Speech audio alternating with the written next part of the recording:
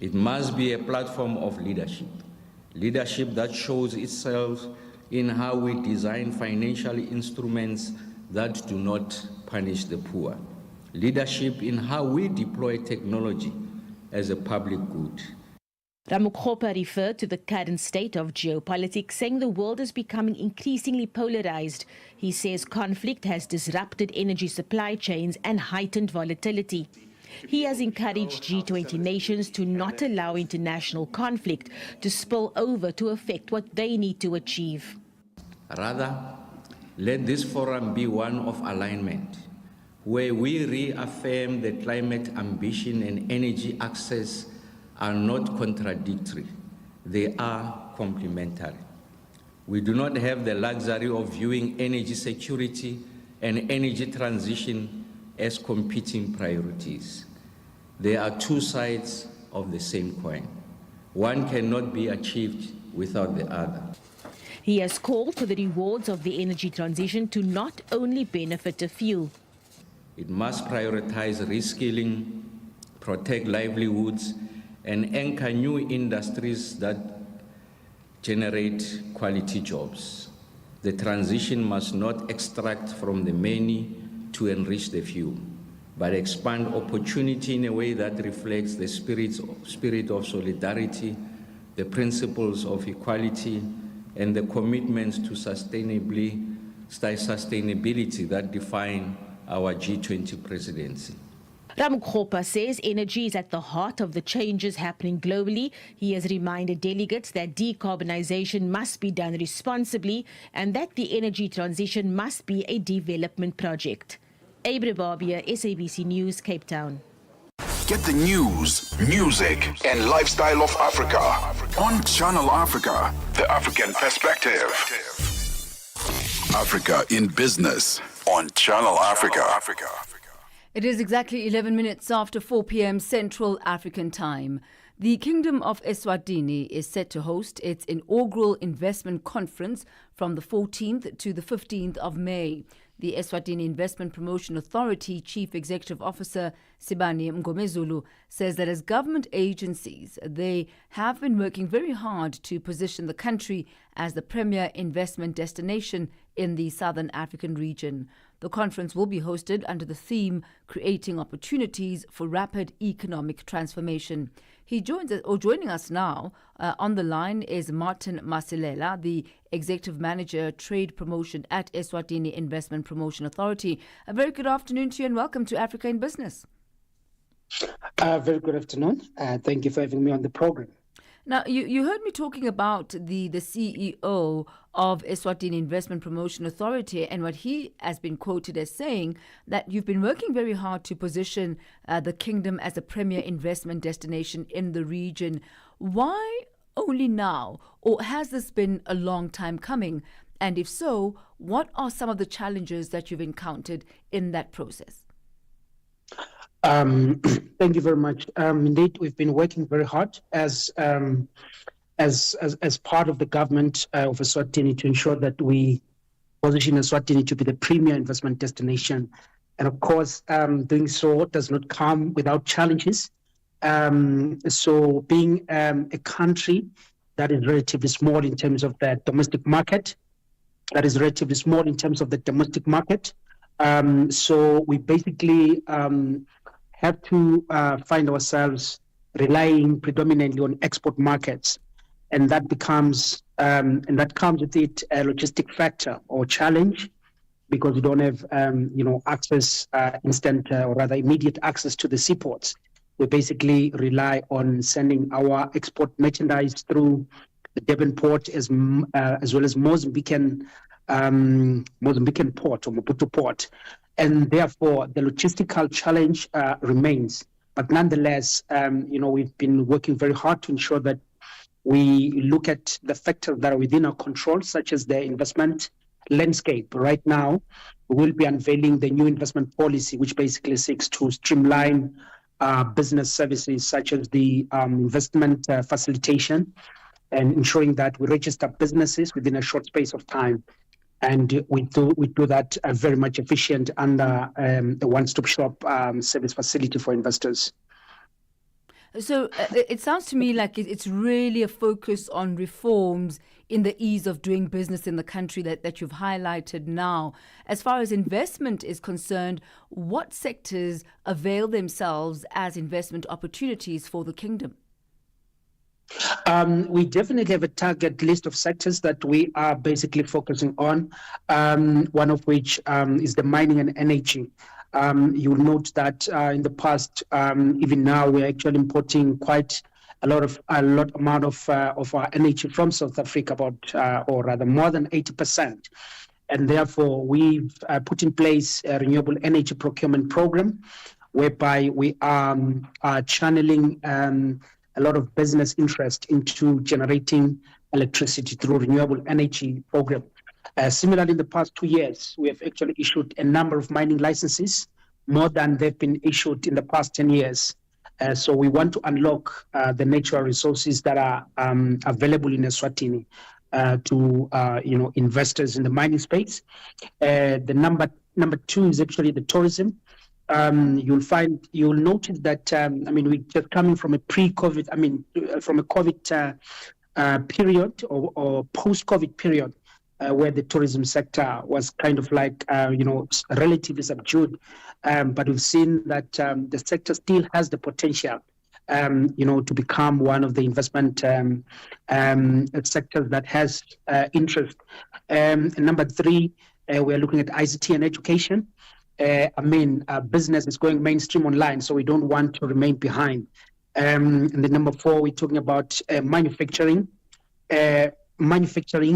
as well as agribusiness. Eswatini is blessed to have a lot of natural resources such as your timber, which can be processed. You're talking about a lot of agro products that can be turned into a lot of different products. We are known to produce one of the highest volumes in terms of sugar, for instance. So we're actually looking at supporting industries that are focused on processing our agro products. So predominantly those are the key sectors. Of course, I cannot leave behind agriculture, as has been the mainstay of our economy over the years. In about 2 weeks' time, you will be hosting the inaugural investment conference. What are the outcomes that you hope to achieve from this conference, and who will be in attendance? We basically want to announce, the big cut projects that we'll be focusing on in the next 3 to 5 years. So what we have done is that we've basically screened a number of projects that we believe that, they're big cut. At least those that qualify to have at least a turnover of 1 billion or an investment amount of 1 billion. So that has been the criteria. So we've identified a number of them. We are looking at announcing not less than 20 billion worth of investments that will, come in Eswatini from the private sector, in those different sectors that I've just highlighted. So last year we actually screened a number of these projects, which we'll be announcing, and we want to bring, into Eswatini the financiers, the project promoters, the investor community, as well as possible traders. Basically, it's a multi, faceted event that brings about, or rather on board, a number of stakeholders, including policymakers. So we are looking at the likes of the African Continental Free Trade Area that would be present, and then the Afrexim banks and a number of these multilateral finance institutions that will be coming into be part of the conference. Mr. Martin Masilela, wishing you all the best for the upcoming conference from the 14th to the 15th of May taking place in Eswatini. Thank you so much for your time. Thank you for having me on the program. Thank you. Thank you, sir. He is the Executive Manager for Trade Promotion at Eswatini Investment Promotion Authority. He takes us to exactly 18 minutes after 4 p.m. This is for when you have to wake your neighbors up. Weekends, 3 to 6 in the morning. On that beautiful piano tip. This is Angelic, hanging out with Demtuda and the musical chef. Wamuhle basically means you are beautiful.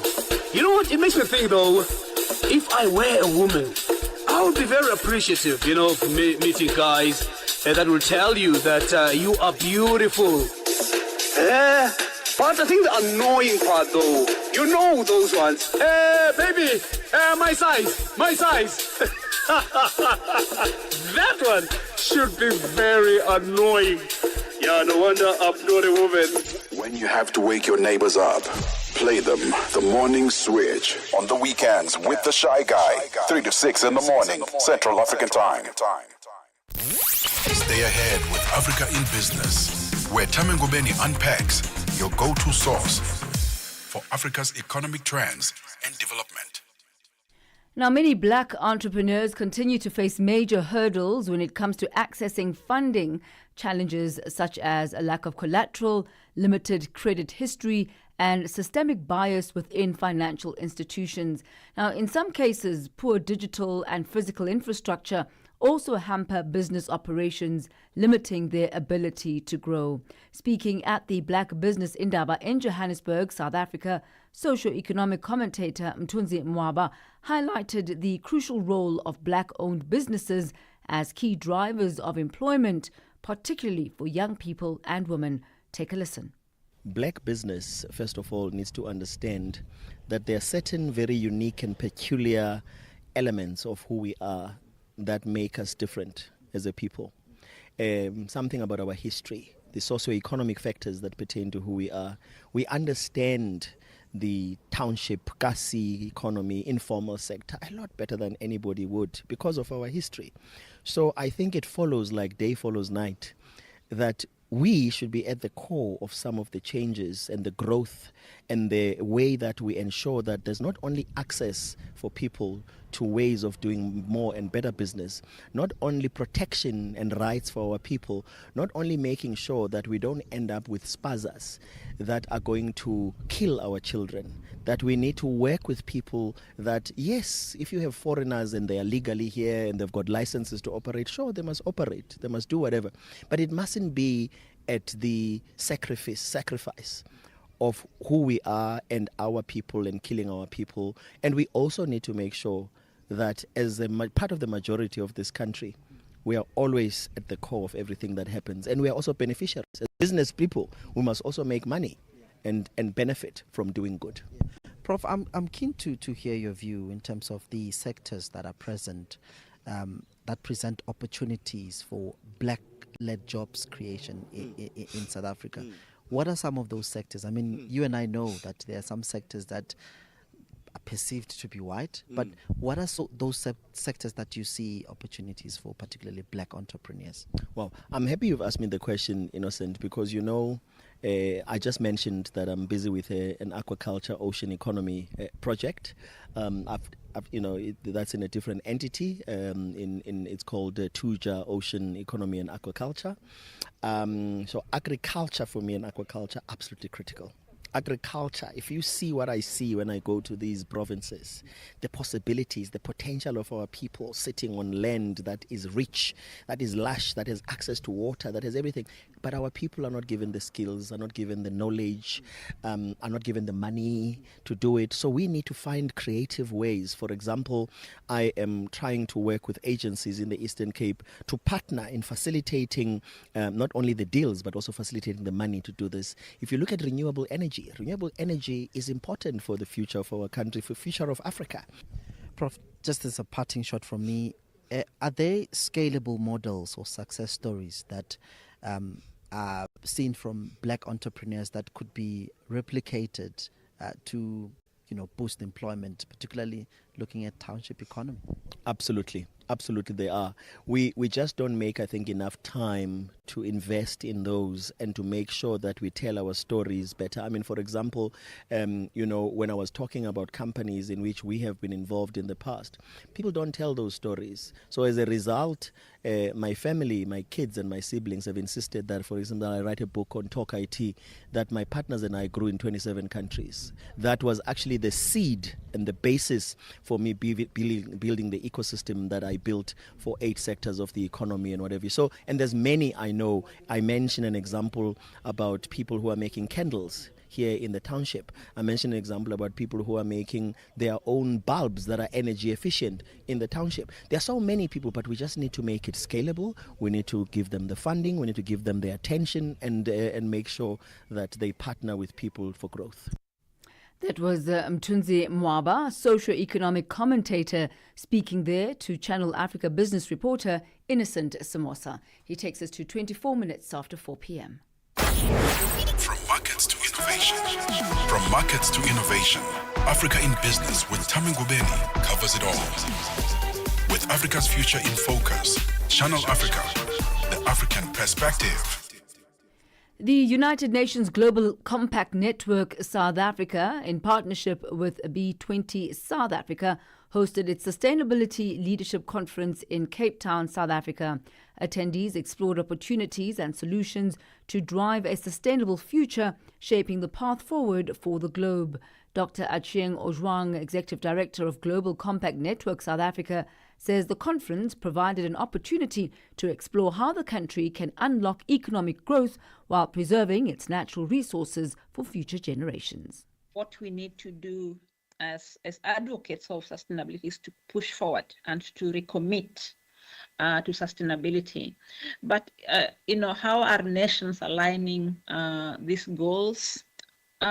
If you just look at South Africa as a good example, and I think we need to use that for reference, South Africa has aligned sustainable development goals to its own national development frameworks and plans.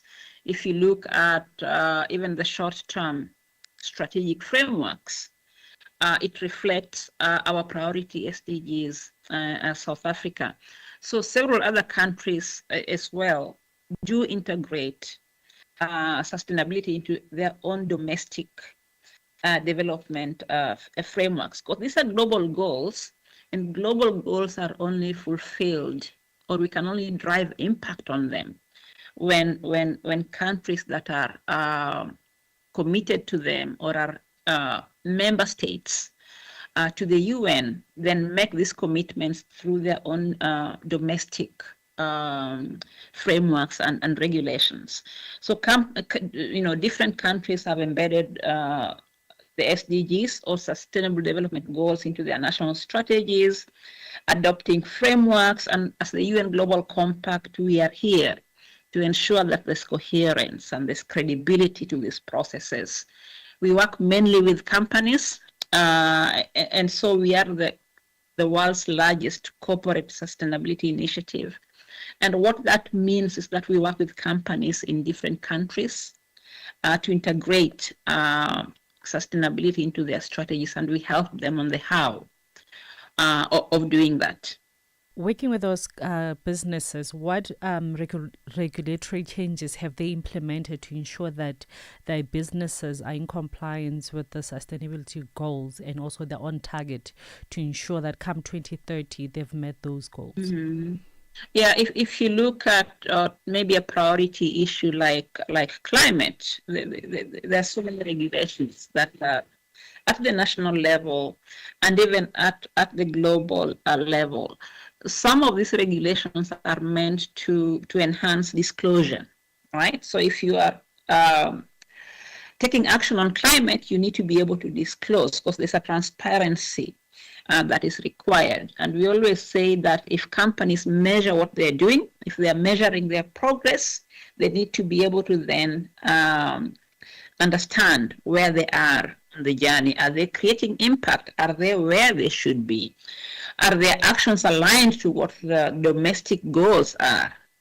And are those domestic contributions aligned to what we want to see at the global level? So there are so many different frameworks. There are reporting frameworks, like your Global Reporting Initiative. We have climate-related financial disclosures. We have so many transparency and accountability mechanisms. But what we are, I think, seeing many companies across the world or even countries asking for is that there should be alignment and consistency between countries and between these frameworks, so we are pulling all into the right direction. So there's a plethora of them right now. Some very helpful to companies in aligning how they report and how they drive impact. But what we want to see globally is more coherence and more alignment of these frameworks. That was Dr. Achieng Ojwang, Executive Director of Global Compact Network South Africa, speaking there to Channel Africa's Mabo Boloka. It's gone exactly 4:29 Central African time. Let's head over to the economic desk where Buntle Hetbush is standing by with your latest market indicators. Business news on Channel Africa. The African perspective. Good afternoon to our listeners. For a final look at our financial indicators today, $1 is trading at R8.60 in South Africa. In Botswana, it's at 13 Pula 56. In Namibia, it's trading at 18 Namibian dollars 60. The Zambian kwacha is trading at 27 kwacha 88 to the US dollar. In Kenya, the dollar is at 128 shilling 90. In Ethiopia, at 134 birr 18. In Uganda, it's trading at 3,649 shilling, and in Tanzania at 2,688 shilling. $1 in Nigeria is trading at 1,000 naira 605. In Egypt, the dollar is trading at 50 Egyptian pound 90. In Tunisia, it's at 2 dinar 97. Algeria at 131 dinar 88. And the Moroccan dirham is trading at 917 to the US dollar. Looking at commodities, gold is trading at $3,255 and platinum at $969 an ounce, while Brent crude oil is at $61.56 a barrel. For any business stories you'd like to share with us, please send an email to newsroom@channelafrica.co.za or call us on +27 11 714 4459. For Channel Africa Business, I'm Buntle Hetbush.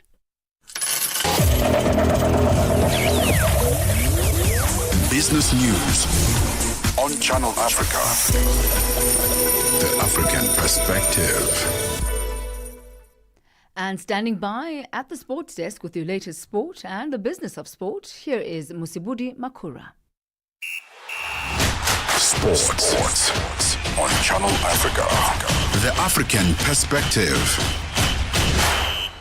Thank you, Thami. A very good afternoon from the sports desk. Now, Athletics South Africa's bosses got a grilling in a parliament when members of the Portfolio Committee of Sport, Arts and Culture asked them to explain just how they failed to update the organization's companies as well as Intellectual Property Commission status. Now, ASA lost their CIPC registration certificate in February of this year and they were then deregistered. Now, this followed their failure to submit annual financial reports, at least for the past 2 years. Committee member Liam Josephs of the Democratic Alliance took ASA into task, trying to get to the bottom of who was responsible for the deregistration of the organization at CIPC. When Athletics South Africa gets deregistered from CIPC, and I want to clarify this for South Africans what that means.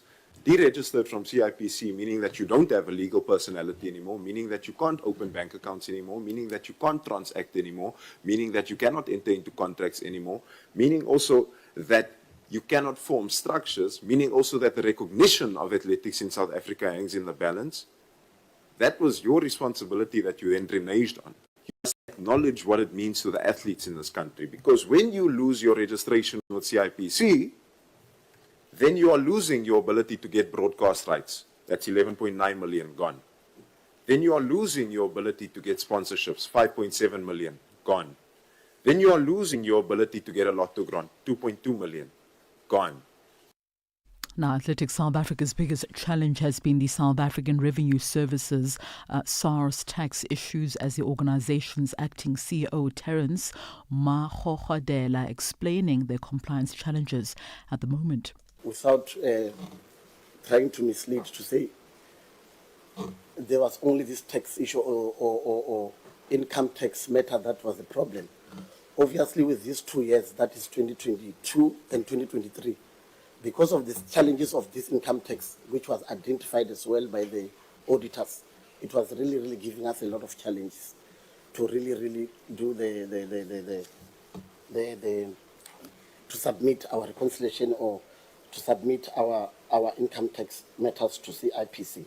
That was the main challenge. Meanwhile, the chairperson of the Portfolio Committee, Joseph Magulwa, forced Athletics South Africa's president, James Moloi, to apologize to the nation on the matter of the deregistration of the athletics body by CIPC. Going forward, I just want to give the surety that this mistake will never happen again. What I'm asking, President, is there someone on behalf of Athletics South Africa, even if it's not you, you're leading this contingent, that's going to apologize to the athletes, to the nation, to the public, to the fraternity, to the sponsorship? I've asked the question about the sponsorship, and I think Lotto don't want to give money, and we all know the reason why. Okay, thanks, Chair. I think that one we will do from our side as Athletics South Africa. When, President? I mean, we were waiting to come here first. You've been deregistered. We are calling you in because we've heard along the grapevines. If I am you, I will do it now. The nation is watching you. Apologize to them. We apologize as Athletics South Africa for what happened, and then it's not going to happen again going forward.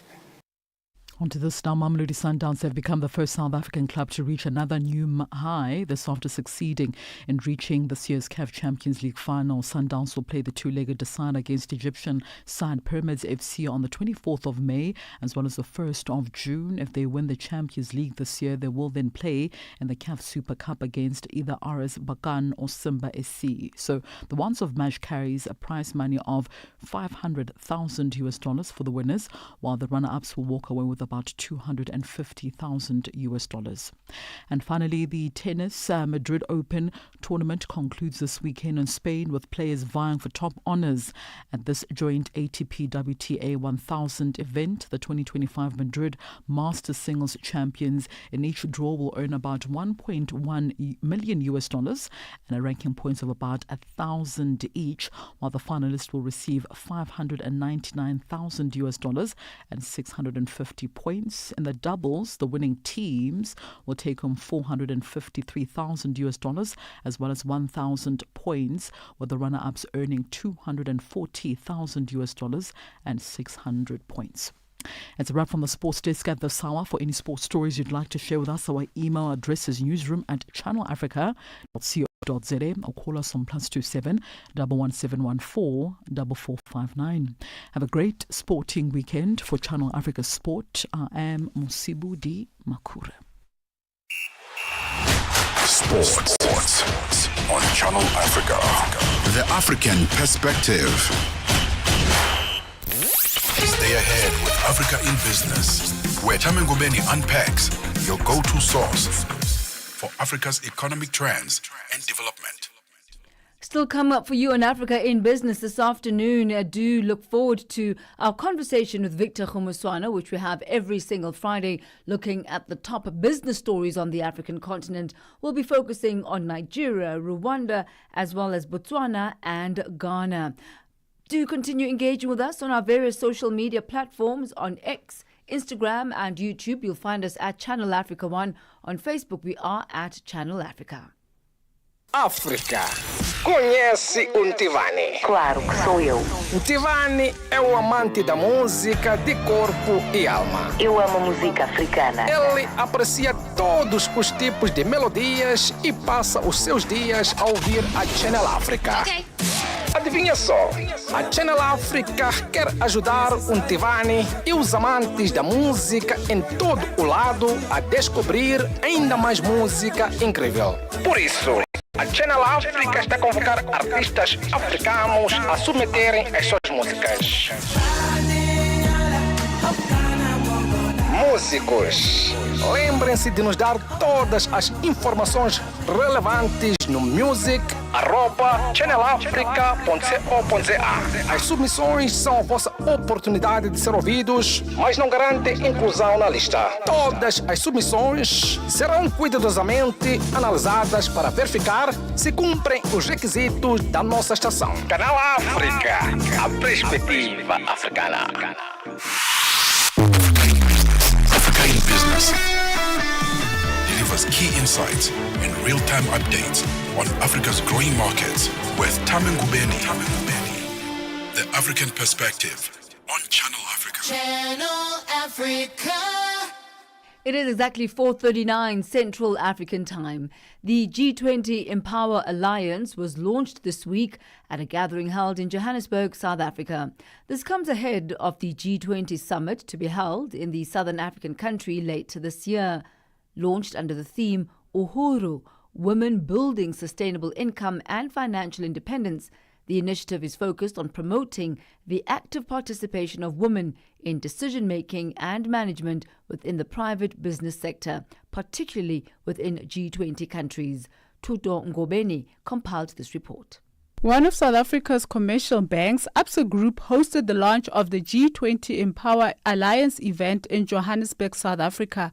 The alliance is an initiative focused on promoting the active participation of women in decision-making and management within the private business sector, particularly within G20 countries. The launch announced the commencement of working groups, which are set to start forming this month. The event was attended by Eswatini's Minister of Information Communications Technology, Savannah Mazia. Addressing the women at the launch, Mazia says hosting the G20 in South Africa is a great opportunity for women. Having the opportunity of G20 is amazing because even though it's happening in South Africa, it is a benefit for all of us. We must all use it as a position to really ensure that we take our space, not ask for it, not negotiate it, not talk about it. Representing South Africa's government, Deputy Minister of International Relations and Cooperation, Anna Moraike, sent her message of support via video through a representative of the department, Salome Baloyi. She says South Africa's G20 presidency is also for the continent and further emphasized the significance of the alliance uniting the public and private sector. We definitely call it a continental G20 presidency because of the importance that we allude towards our continent and the work that we do as South Africa. Today marks a significant milestone in our collective journey to unlock full economic and leadership potential of women globally. Under the G20 presidency theme, which we are all aware of by now, is solidarity, equality, and sustainability. South Africa is very proud to actually support this vital platform that I'm speaking on, the G20 Empower Alliance, which continues to unite public and private sector actors around a shared commitment to advancing women's economic representation and also leadership. South African businesswoman, author, chancellor at the University of the Witwatersrand, and the founding chairman of the Mbekani Group, Dr. Judy Dlamini, was also part of the speaker lineup at this event. Dlamini shared her experience in a position as chancellor and how she has found a gap to address the previously disadvantaged women in academia. I found a gap, Colleen, and what was that gap? It was transformation that is devoid of an intersectional lens, right? We find it easy to use a blanket approach when it comes to disadvantage of a people. And yet we know that there are those that are most marginalized because of the social identities that they have. So FAL, Female Academic Leaders Fellowship, the other working groups that were represented at this event included the W20 or Women 20, which is an official engagement group of the G20 dedicated to gender equality and women's economic empowerment. Professor Nania Bola Mula, co-chair at W20, also highlighted the significance of working together in empowering women. I think that W20 and G20 Empower really should work together. We can't do this on our own. Yeah. We definitely can't do this on our own. So we do have perhaps slightly different mandates and missions, but there is significant overlap. So every time I've heard Florence, and we've become quite close because we've been on a lot of platforms since December, Florence emphasizes that we have B20, which is business, the private sector. We have G20 Empower, and then we have Women 20. And G20 Empower, to a large extent, should be the bridge between business and women. G20 Empower endeavors to be the most inclusive and action-driven alliance among business and governments for accelerating women's leadership and empowerment across G20 countries. For Channel Africa News, I am Thami Ngubeni in Johannesburg. Stay ahead with Africa in Business, where Thami Ngubeni unpacks your go-to source for Africa's economic trends and development. South African President Cyril Ramaphosa says South Africans should draw lessons from the recent VAT saga. Ramaphosa's comments come from growing calls from organizations like the EFF that Finance Minister Enoch Godongwana should resign from cabinet. He was speaking on the sidelines of the Workers' Day rally in Middelburg, Mpumalanga on Thursday. The Workers' Day rally, which was led by COSATU, was also addressed by its president, who highlighted the Federation's disapproval of austerity measures. Sibahle Mota reports. ANC President Cyril Ramaphosa has denounced calls for Finance Minister Enoch Godongwana to step down. This as Godongwana is set to present his revised third budget in 3 weeks' time. The president says developed and established democracies also have disagreements on the VAT. He says lessons can be drawn from what transpired regarding the VAT saga. We've drawn a lot of lessons from all this. And because we are drawing a lot of lessons from all this, this is something that we need to take on board, and it doesn't lead to a Minister of Finance resigning or stepping down. No, it should be on all of us to say what lessons are we learning from this, and what is it that we can do that we can strengthen, learn from the budgetary process. May the 1st is set aside to commemorate the Day of Workers, their plight and challenges. Ramaphosa has called on the biggest labor federation to never tire from fighting for workers. He has also weighed in on the action taken by the DA to take government to court on the Employment Equity Act. And I would say to them, they must go and read our Constitution very clearly and very carefully. Because what we are seeking to do is to transform our country and to ensure that what apartheid bequeathed us is something that we correct. So the Employment Equity Act is aimed at doing that. The South African Communist Party also delivered its message of support to COSATU. Secretary General Solly Mapaila also weighed in on the VAT saga. We must condemn this in the strongest possible terms. Now, for instance, we have to listen to reactionary forces that want to create an impression that they are against the VAT, like the DA. They are not for that. What we are calling on the Treasury to do as they are preparing a revised budget is to increase capital income tax. At least they can bring back the percentage that they reduced in the last round of reduction of capital income tax. While COSATU has welcomed the VAT reversal, its president Zingiswa Losi has spoken out strongly on government's austerity measures. She says this will have an impact on public servants. Austerity reduces the number of police officers per community. We can no longer afford it. You cannot, therefore, President, balance the budget by balancing it at the back of workers. So as a federation, we're saying here today, cut corruption, not clinics. Tax the rich, not the poor. Meanwhile, Ramaphosa has extended his condolences to the families of the police officers whose bodies were found in a river in Centurion, Gauteng, after they went missing from Bloemfontein to their deployments in Limpopo. Ramaphosa says he is confident that the police will get to the bottom of what really happened. I am Sibahle Mota in Middleburg, Mpumalanga. Stay ahead with Africa in Business, where Thami Ngubeni unpacks your go-to source for Africa's economic trends and development. It is exactly 4:49 Central African time for our weekly business roundup. We're joined once again by Victor Khumuswana, author of Africa is Open for Business and Africa Bounces Back. Victor is also the Executive Director for Marketing and Communication at the University of Limpopo. So good to be with you once again, Victor, and happy Friday to you. Happy Friday, Thami. I need to get used to this new time slot. It's a little too sundowner for me, but we'll live.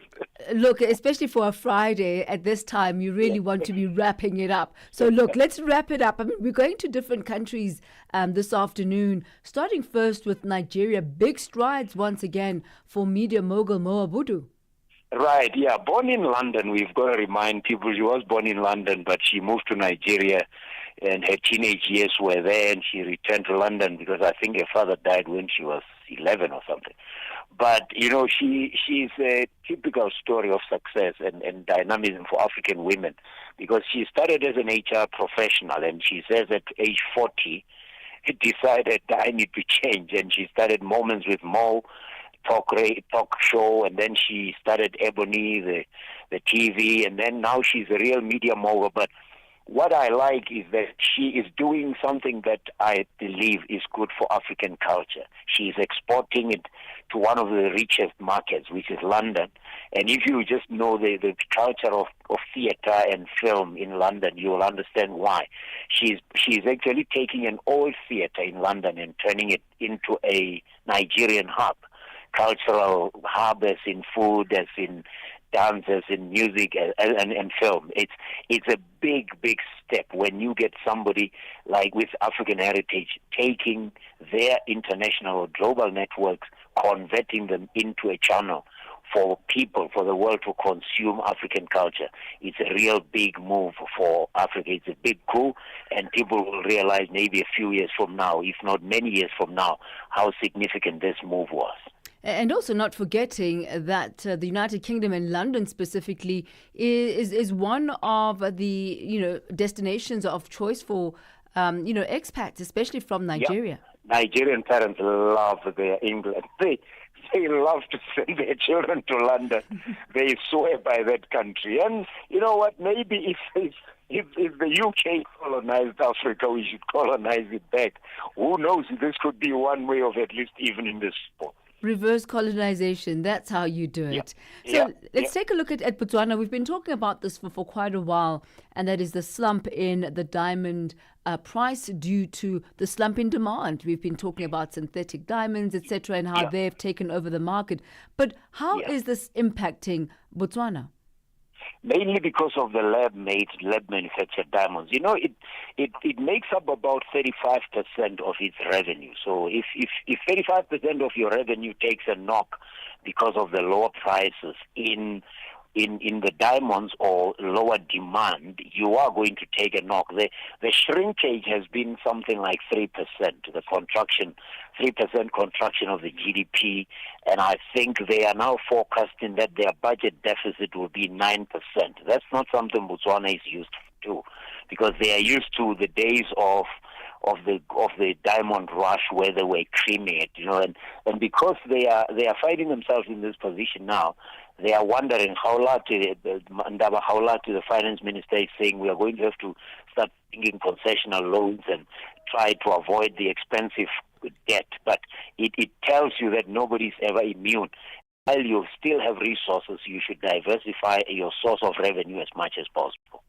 And Axis Bank Ghana now establishing a Turkish desk? Yeah, you've watched Turkey really get into Africa in a very interesting manner, and I think you and I spoke about it when about a month or two ago the Turkish Prime Minister mediated what could be a solution or settlement between Ethiopia and Eritrea and Somalia over the Somaliland deal. If you remember, Ethiopia tried to get a deal with Somaliland and bypass Mogadishu, which was seen as being rebellious because you can't support a breakaway republic. Now, more and more, I know that Turkish Airlines, I think, flies to Rwanda, which means they have a relationship. They are now establishing the Horn of Africa, but they are moving into the West African region through a Nigerian bank, which is Access Bank, which is just setting up a desk there. This is diplomacy at its best. And I can tell you, with Trump doing the swashbuckling diplomacy of his that is marginalizing everybody, these kinds of opportunities are just going to keep falling for countries like Turkey that are looking for tidbits to pick up anywhere they can get them. And how do you see this entire transaction panning out? Who exactly is Access Bank targeting? What is the low-hanging fruit for them? You know, because Turkey, I mean, if you know fashion, Thami, if you know fashion, you will know that textiles, people who sell or know their textiles swear by Turkey.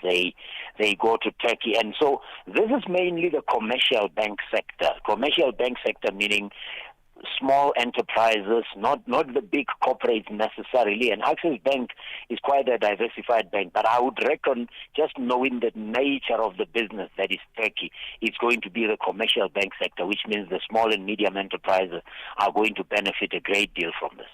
And moving to Rwanda and the relationship that they've been having with Arsenal, that seems to have been that has been quite lucrative, at least seemingly successful with it being renewed. But Arsenal fans are not happy with that.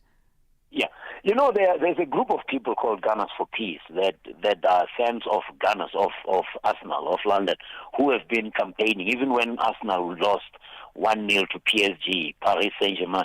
They were picketing outside the venue. They are saying because of the allegations of support for M23 and the fact that Rwanda is fueling the conflict in Eastern Congo, they should not be given that prominence in a London club. But guess what? I mean, Rwanda is really punching above its weight here because they now went and got an Atletico Madrid. Atletico Madrid is an 11-time La Liga championship winner, established in 1903. So it's not a small team. Now, if you think about it, Thami, the sleeve Visit Rwanda advert is now on the sleeve of Arsenal. It's on the sleeve of the French team in Ligue 1, Paris Saint-Germain. It's on the sleeve of Bayern Munich. It's now going to be on the sleeve Atletico Madrid, which means if you take the top 5 leagues in the world, the top 5 most watched leagues, the Premier League, followed by La Liga, followed by Bundesliga, followed by Serie A, followed by Liga in France. Well, they are not necessarily in that order. It will mean Rwanda is being advertised on 4 of the top 5 leagues and not just small teams. PSG is not a small team. Arsenal is not a small team. Bayern Munich is not a small team. And neither is Atletico Madrid. So they are getting this deal, and I just have to keep admiring. It doesn't matter, love or hate Rwanda. These guys can really punch above their weight. And I wonder, do we have an idea of what these deals are worth on average?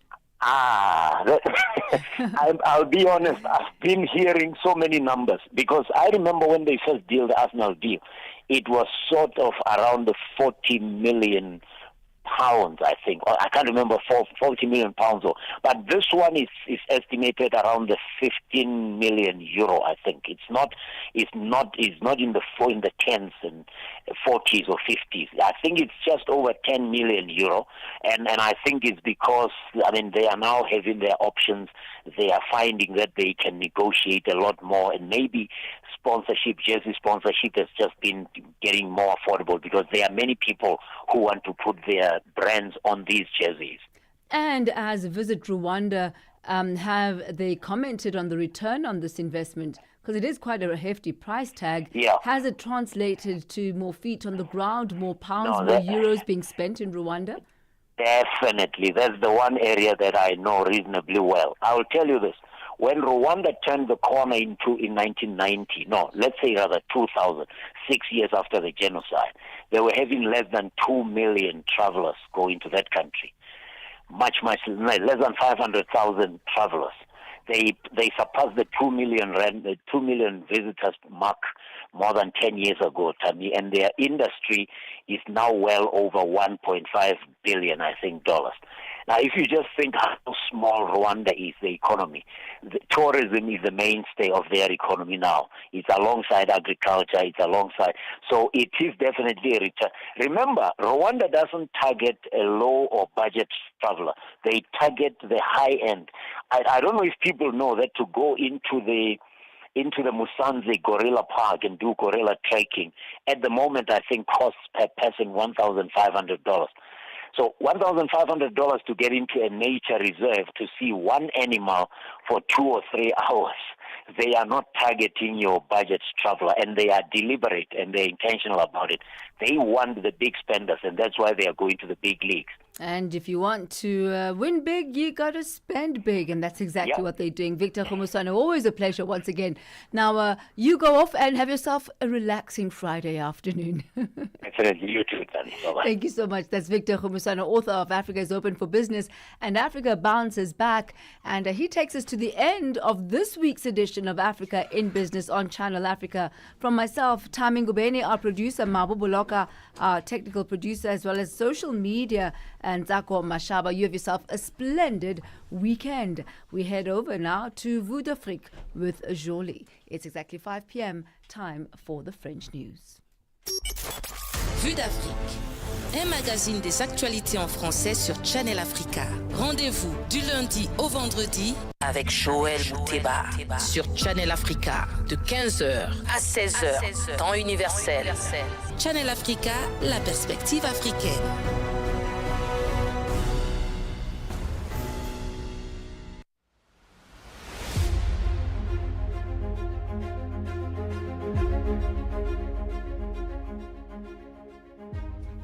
Bonjour à tous et merci de vous connecter sur notre site internet www.channelafrica.co.za pour suivre Vue d'Afrique, le magazine d'actualité africaine.